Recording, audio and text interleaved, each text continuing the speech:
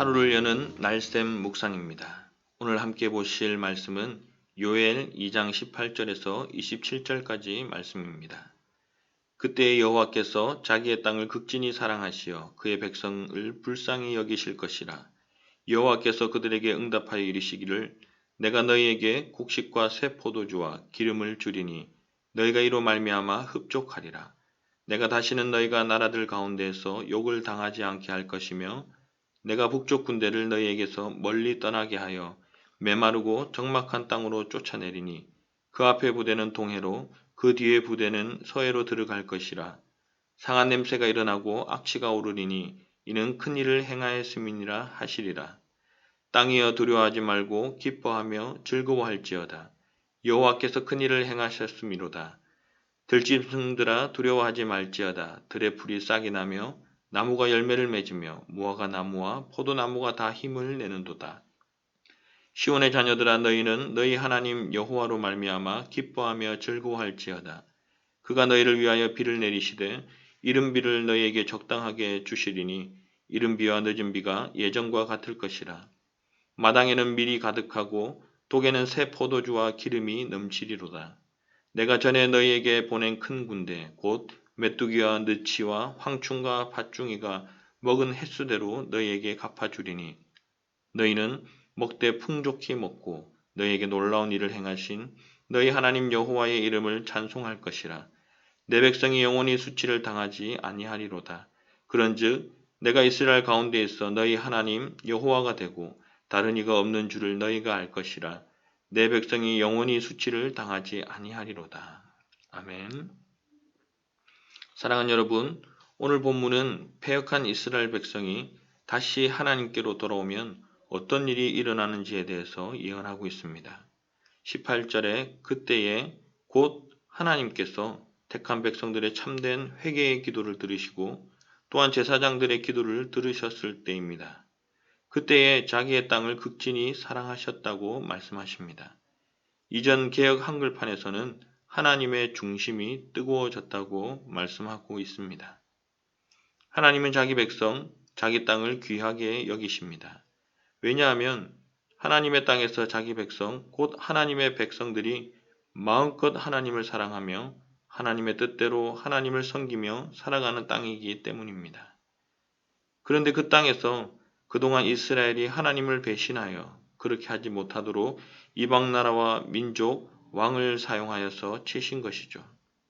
하나님을 섬기는 것이 얼마나 귀한 것인지 깨닫도록 가르치시는 것입니다. 그런데 이제 자기 백성이 회개하며 주께로 돌아오니 그동안 참고 있었던 자기 백성을 향한 하나님의 그 사랑이 폭발하는 것입니다. 이것이 바로 하나님의 진심이요, 긍휼이요, 열심인 것입니다. 이 하나님의 열심으로 결국 주의 백성들이 온전한 구원을 얻게 되는 것입니다. 19절에 보니 하나님께서 그들에게 응답, 곧 그들의 참된 회개와 제사장의 기도를 들으시고 곡식과 새 포도주, 기름을 주시며 흡족하게 하며 응답하십니다. 이전에 자기들의 배를 불리며 육신의 정욕을 채우는 데 쓰이는 곡식과 포도주, 기름이 아니라 말 그대로 새 포도주입니다. 이제는 그것으로 하나님을 기쁘시게 하며 하나님의 영광을 위해서 먹고 마시며 드릴 수 있는 행복을 누릴 수 있도록 주시는 양식입니다. 그리고 자기 백성의 구원은 곧 이방민족 나라와 왕들에 대한 심판으로 동시에 나타나는 것입니다. 다시는 너희가 나라들 가운데 욕을 당하지 않게 하시리라고 약속하십니다. 20절에 보니 북쪽 군대를 멀리 떠나가게 하고 그 앞에 부대는 동해로 그 뒤에 부대는 서해로 쫓아내며 하나님께서 큰 일을 행하리라고 말씀하고 있습니다. 북쪽과 앞뒤의 군대, 부대는 이스라엘을 압제했던 특정한 이방 민족을 아수르나 바벨론을 지칭하는 것이기도 하지만 좀 더 본질적으로 생각해보면 그동안 이스라엘이 마음껏 하나님을 예배하지 못하도록 했던 저들의 영혼을 짓누르고 있던 모든 죄의 짐을 하나님께서 제거해 주시겠다라는 것입니다. 21절에 보니 두려워하지 말고 기뻐하며 즐거워하라고 말씀하십니다. 하나님께서 이방을 심판하시고 이스라엘을 구원하시는 것이죠.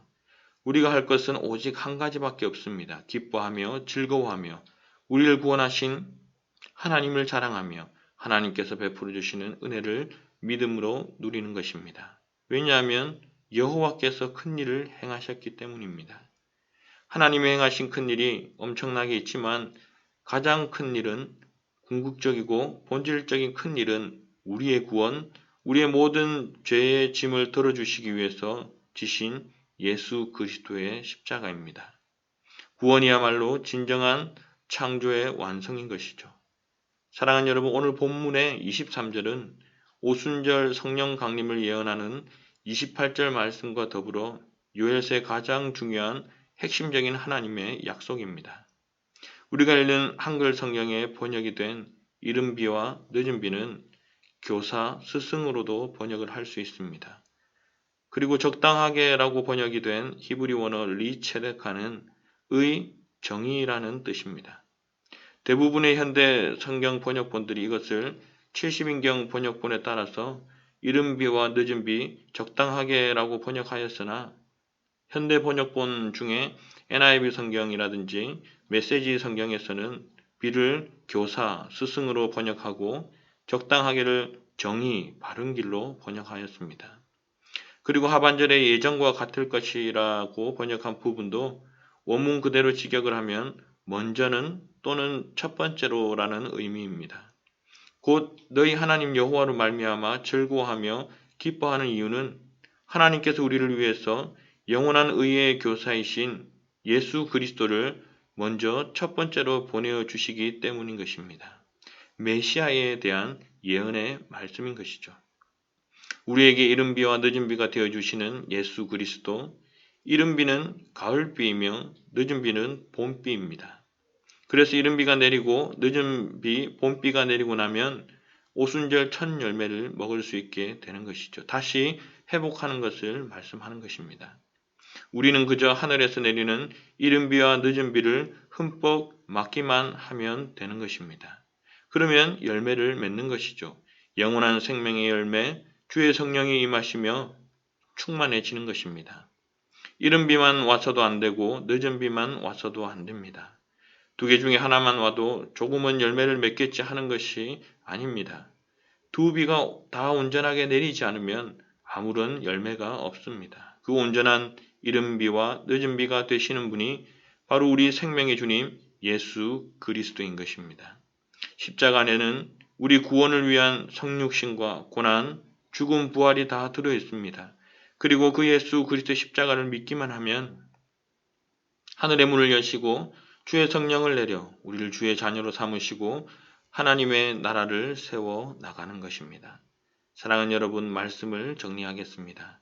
오늘 본문 27절 말씀처럼 이스라엘 가운데 계시는 하나님, 곧 우리 가운데 오셔서 여호와 하나님 외에는 다른 이가 없음을 알게 하고 영영이 수치를 당하지 않도록 우리의 영원한 의가 되시며 의를 가르치시고 전해주시는 하나님이 예수 그리스도입니다.